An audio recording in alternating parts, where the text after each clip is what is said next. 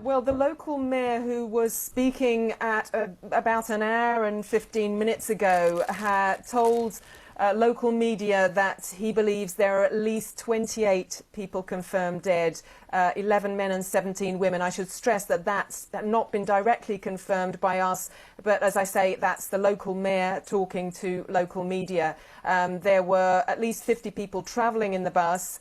And at least 20 of them have been taken to hospital in Funchal, the capital of Madeira, with various injuries. Again, we don't have information on the nationality of the people either travelling in the bus or indeed victims or the injured.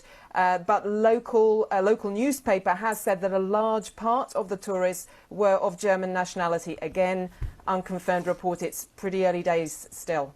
Alison, we're seeing some photographs taken from the scene, and although the bus appears to be on its side, I think people might be quite shocked at the high rate of fatalities given as to the proportionately to the number of people who were on that coach. I guess one of the difficulties in Madeira is that it is fairly kind of hilly territory. This appears to be a town quite close to Funchal. Yes, that's right. Even around the capital, there's really quite hilly terrain, a lot of ravines. So a lot of the time, coaches would be travelling along relatively narrow roads with steep drops off to one side. And that certainly seems to have been the case going by what we've seen in the pictures and the videos. As you say, the bus came off the road and is now lying on its side. Again, the local mayor said that people who were killed were projected from the bus. So again, these are very second-hand reports, but it's clear from just looking at those pictures that it was a very, very nasty accident, and that would have been behind the reason why there being so many victims. Indeed, and as you say, the picture is still very, very unclear, and doubtless we'll get more details in the course of the evening. Of course, it's an island that is hugely popular with tourists, particularly elderly ones.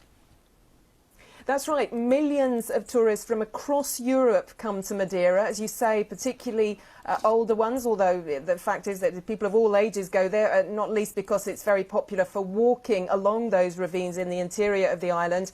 And again, very many of those visitors are Brits or Germans. Those are the two largest national groups. But again, people from all over Europe come to Madeira. Building up, of course, to the Flower Festival, which this year takes place at the beginning of May. And it's going to be a very, very busy and popular time for visitors as the island prepares for one of its biggest annual celebrations. Terrible piece of news. Alison, are we expecting any further updates from the authorities on Madeira?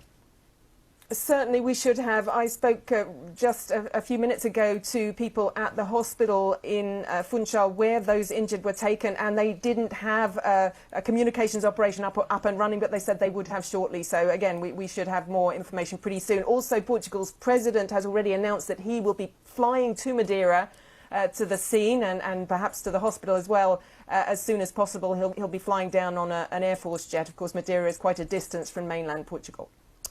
Alison Roberts in Lisbon, thank you very much for that update. And as I say, we've been seeing some pictures of the terrible scene in Madeira tonight in Canaco, which is a little town which more or less runs into Funchal, like many of the towns surrounding the capital. And on those steep streets, the crash appears to have happened in what looks like a built-up residential area. We've had a statement from the Foreign Office tonight, not really telling us very much, just saying that they're seeking information from the authorities in Portugal and that they stand ready to support any British people who may require assistance. Of course, it looks like from local media that it seems that the majority of those on the coach were probably German. We don't have any confirmation. Figures Alison was quoting there, and I should stress all these figures are coming from the mayor of the town and from local media reports. Nothing has yet been officially confirmed. I'm almost certain that we will get some formal confirmation from the Madeiran regional government, that's the island government, in the next couple of hours. But the reports locally suggest 11 men and 17 women were killed. That would take you up to 28.